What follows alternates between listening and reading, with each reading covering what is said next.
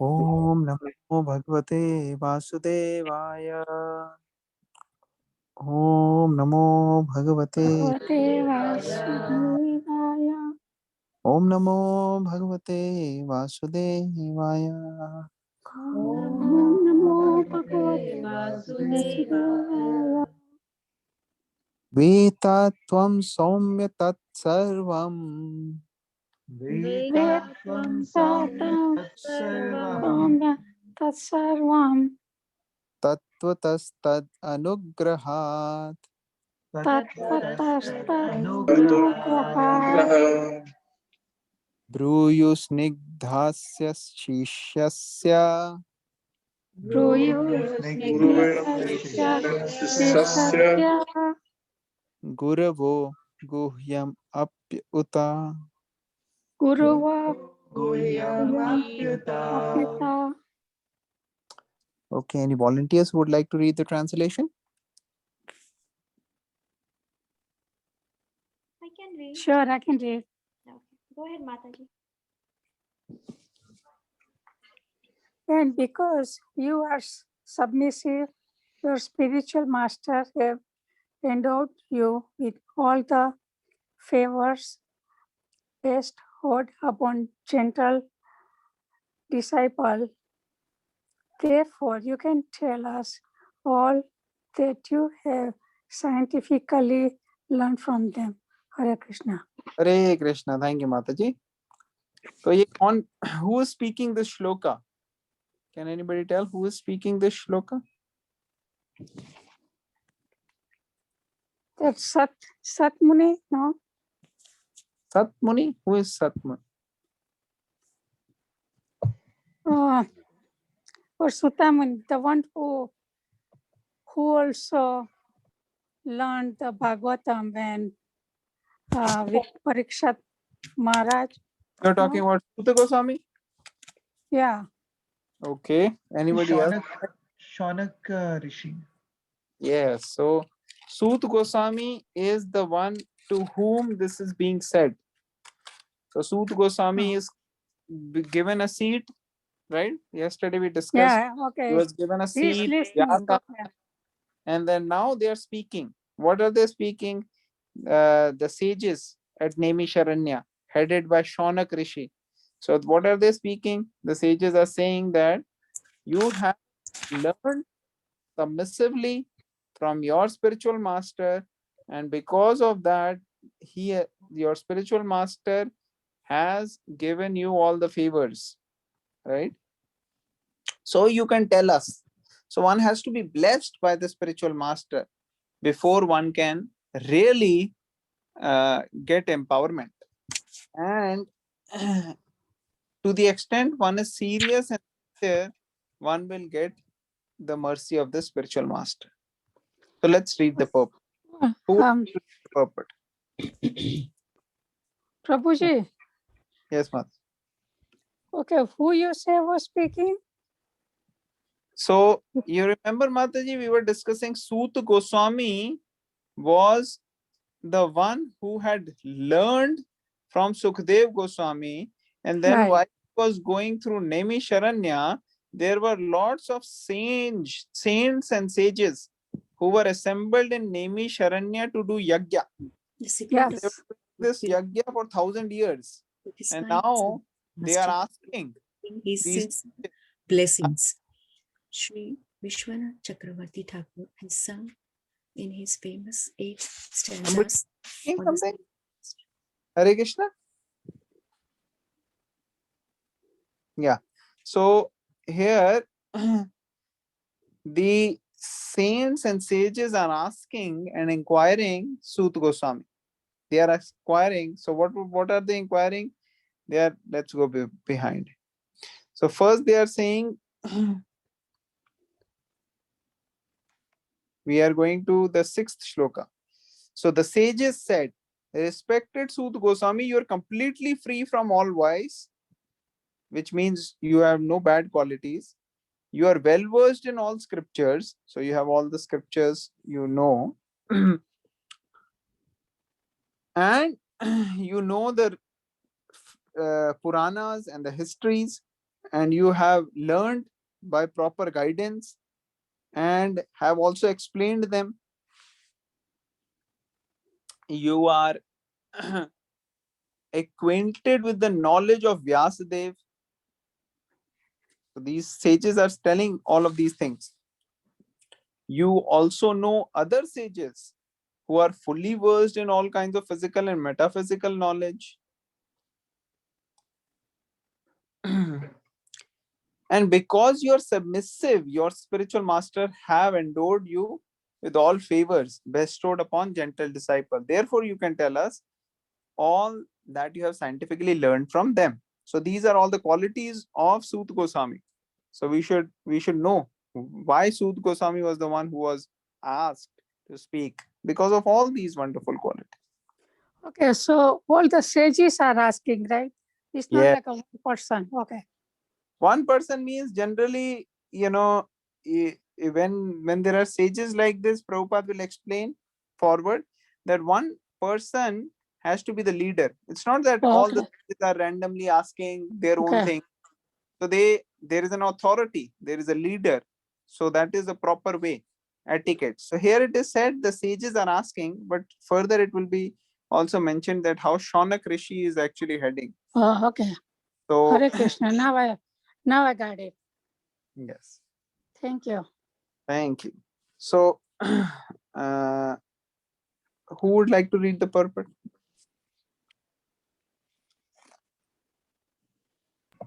I can read, Prabhuji. Yes. Go ahead. The secret of success in spiritual life is in satisfying the spiritual master and thereby getting his sincere blessings. Srila Vishwanath Chakravarti Thakur has sung in his famous 8 stanzas on the spiritual master as follows. I offer my respectful obeisances unto the lotus feet of my spiritual master. Only by his satisfaction can one please the personality of Godhead, and when he is dissatisfied, there is only havoc on the path of spiritual realization. Okay, so 1 second. Who can tell me the Sanskrit of this paragraph?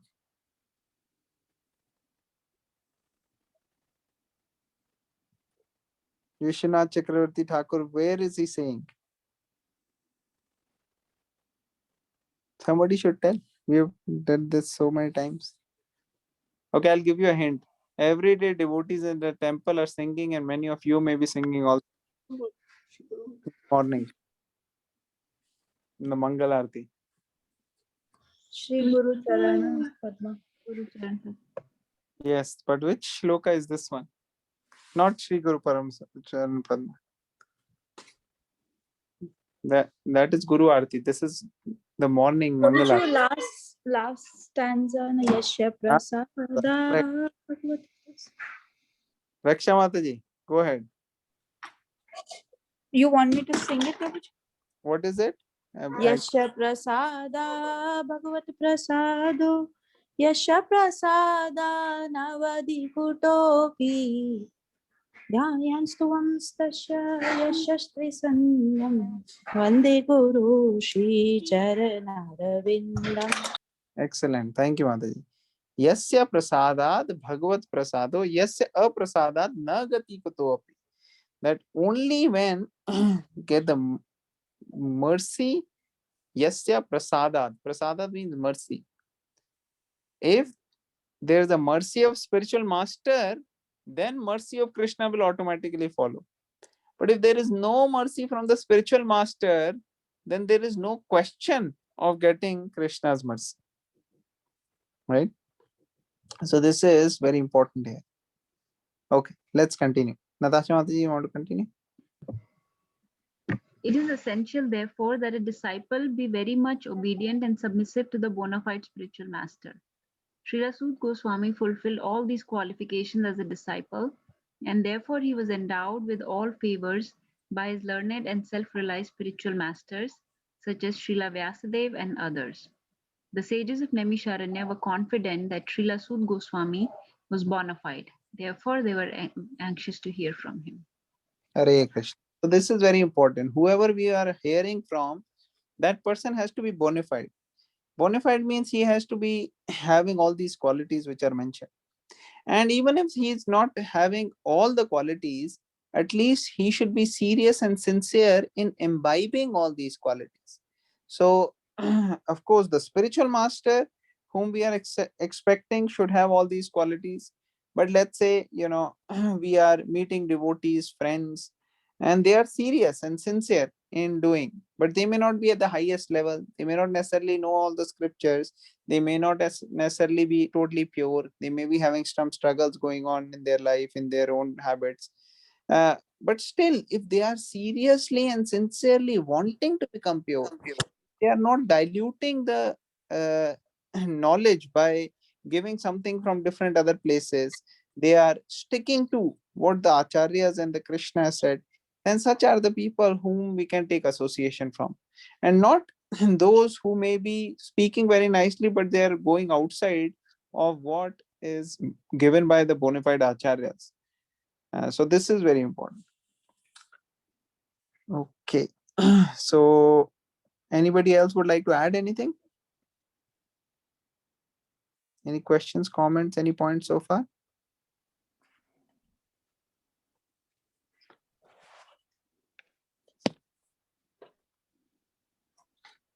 Okay, we'll go to the next one. Tatra tatranjasayushman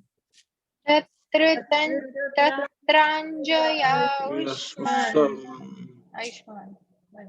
bhavata yad vinischitam Bhavata yad vinishchitam pumsamekantatah shreyas pumsam ekanta shriyas tanna samsitumarhasi. tanna samsitam Okay, read करेगा translation. Anybody would like to read the translation? I can read to you. Yes, Prabhu. Please, therefore, being blessed with many years, explain to us in an easily understandable way what you have ascertained to be the absolute and ultimate good for the people in general. Okay, thank you, Prabhu. So this is very important. Basically, what we all are looking for is this. Explain to us in an easily understandable way. That is not very easy. Many times we can find some very, very learned people, and when they speak and tell, they may be telling everything very nicely, but we cannot relate to them. We cannot understand. It's not easily understandable. That is another quality of Srila Prabhupada. Prabhupada had excellent, very, very pure and advanced God brothers who went to the Western world, sent by Srila Bhaktisiddhanta Saraswati Maharaj to London. And there they were speaking in a language and giving the pure teachings, but it was given in such a way that people were not able to relate to that, so they did not get much success. On the other hand, Srila Prabhupada, when he went, he spoke in a language which was understandable. He was able to relate to others. So sometimes this is very important, that according to time, place, and circumstance, one has to use the means of explaining the science in such a way that people can understand. So this is what is mentioned. Explain to us in easily understandable way what you have ascertained to be absolute and ultimate good for all people in general. There are so many things which may be good for people in general, but they're talking about the ultimate thing which is good for them. Okay, we'll read the purport. Who would like to read the purport? I can read, Prabhuji. Yes, go ahead. In Bhagavad Gita, worship of the Acharya is recommended. The Acharyas and Goswamis are always absorbed in thought of the well-being of the general public, especially their spiritual well-being. Spiritual well-being is automatically followed by material well-being. The Acharyas therefore give directions in spiritual well-being for people in general. Foreseeing the incompetencies of the people in this age of Kali, or the iron age of quarrel, the sages requested that Suta Goswami give a summary of all revealed scriptures because the people of this age are condemned in every respect.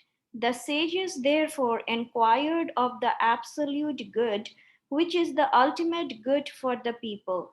The condemned state of affairs of the people of this age is described as follows. Hare Krishna.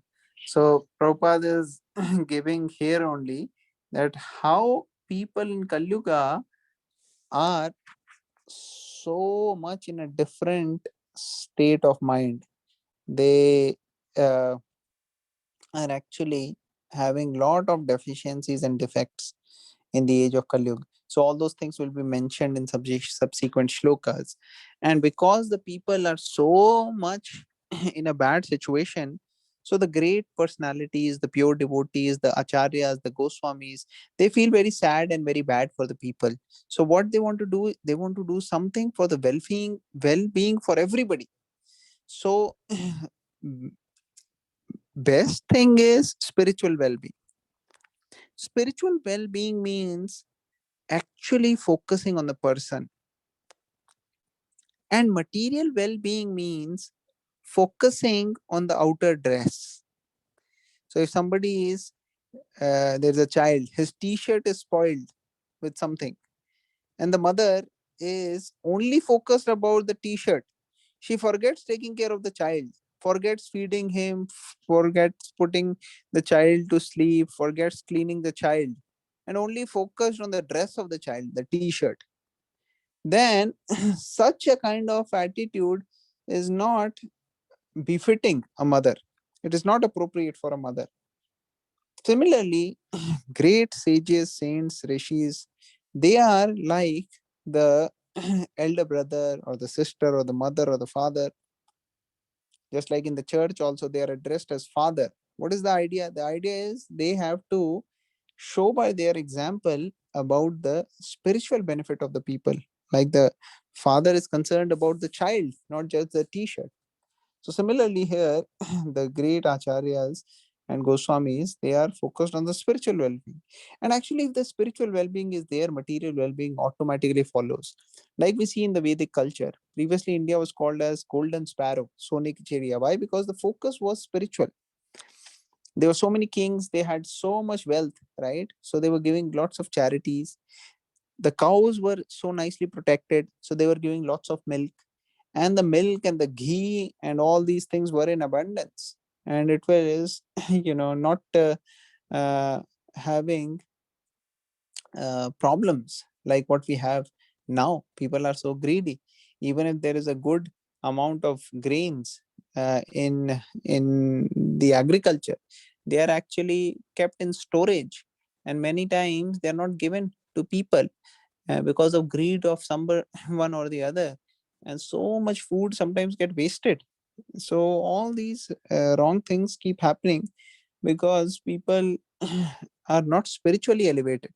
So because they're not spiritually elevated, they're materially already also exploiting each other, and therefore materially also there is lot of problem coming. But if the spiritual well-being is there, then automatically people will think about material well-being. So that is the point here. Like one of our devotees, once he was stopped on the airport by one of our ministers, Menaka Gandhi.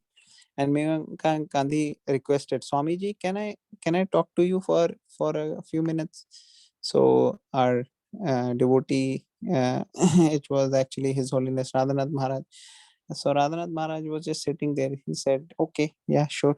So then they had a conversation which just started. And then Menaka Gandhi, she was very passionate about environment and different things.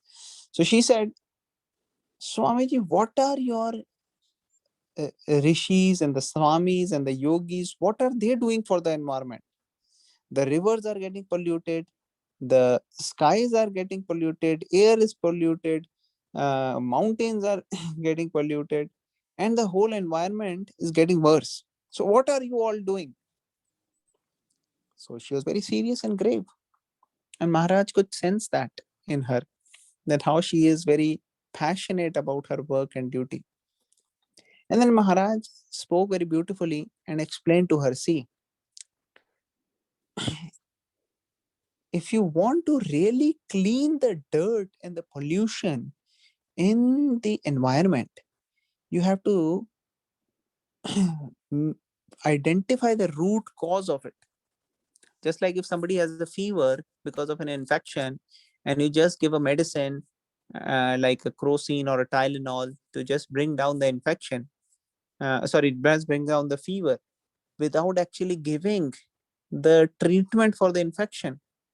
The fever might appear to have gone down, but actually it comes back again with more and more severity and could be deadly. So you have to treat from the root cause. Similarly, if you want to treat this pollution outside, you have to treat the pollution within the heart of the people. If you don't do that, then even if you clean every single river, every single speck of mountain, if you clean the whole air, some or the other, you are able to clean every ocean. Still, if you do not clean the pollution within the heart of the people, all the environment is going to get polluted within no time, even if you clean everything. But if you actually clean the pollution within the heart of the people, and with that, people are cleaning this, and then you clean, then there is a hope of sustainability. If the pollution within the heart goes, then automatically the pollution in the whole environment will also go. When the pollution of the greed and the exploitative mentality goes, then automatically the nature will be seen as mother nature, and people will actually work for making a difference and cleaning it up. And when she heard the answer of Maharaj, she was so impressed actually. And she said, definitely, Swamiji, we have to work together. Because she understood that it is not just the external cleaning which is going to change. Internals are extremely important. So that's why here it is mentioned that spiritual well-being has to be kept in center, and then material well-being will follow. Otherwise, it will not. Like, for example, simple thing. If one is actually genuinely wanting to do good, he is spiritually fulfilled from within, he can actually do so much good to others. If one is spiritually not fulfilled within, he's feeling frustrated, he's feeling angry, he is going to find out some or the other way to disturb others, to create nonsense to the environment. If you make water free for everybody, people will just waste water. But if they are spiritually told that every sport item is connected to Krishna and they want to use it judiciously, then they will be very, very careful about it. So even all of us, if we see in our life, unless we see everything as coming from Krishna and not to waste energy of Krishna, we will end up doing a lot of wastage. If we see everything in connection with Krishna, we'll try to be very judicious in our approach and we'll try to use it in Krishna's service. Doesn't matter whether it is something which we have spent money on or not. So, anyways, so His Holiness Radhanath Maharaj, he actually has a beautiful project of Govardhan Eco Village, which is made uh, in the based upon the teachings of Srila Prabhupada. It is in in Maharashtra, couple of hours drive from Mumbai, where they have a beautiful replica of Vrindavan. They have Govardhan, they have Yamuna, they have the main temples of Vrindavan, which were established by the Goswamis hundreds of years back. And every single, the whole village is working in such a way that it is basically a zero waste place. There is no trash generated. Everything is reusable. Everything is there is natural. everything is biodegradable, and even the water which is used there is actually recycled and used for irrigation for the plants and things like that, for and then they grow crops. So there is a beautiful way in which they have made this whole project, and it has won awards all over the world. So this is a classic example of how sustainability in the material world can come when there is spiritual elevation. So like that, the practical teachings of the Srimad Bhagavatam and the Bhagavad Gita, they are so many and they're immense, and we can learn from them. All right, I'll stop here. I'll uh, uh, open it up for discussion. Anybody else would like to add anything?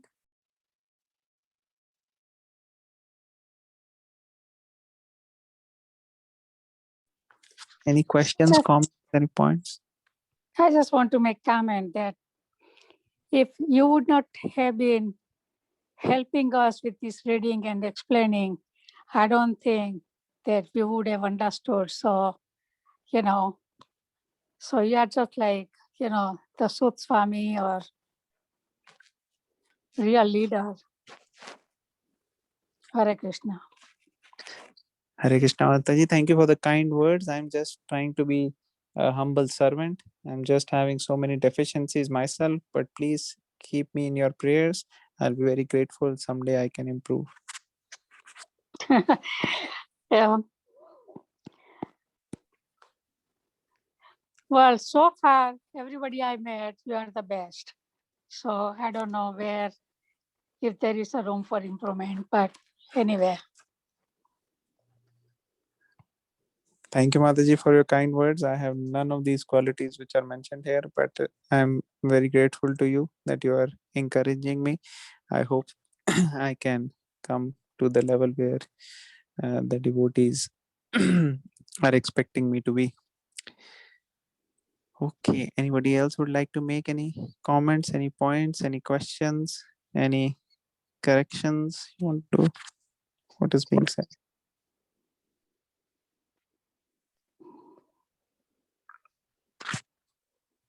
Okay, so if nobody has anything, should we conclude for today? And then we'll get together tomorrow. Yes. Yes, Prabhuji. Thank you all the devotees. We'll end it. Vancha kalpatarubhyasya kripa sindhubhya eva cha pattanam pavanebhyo vaishnavebhyo namo namah.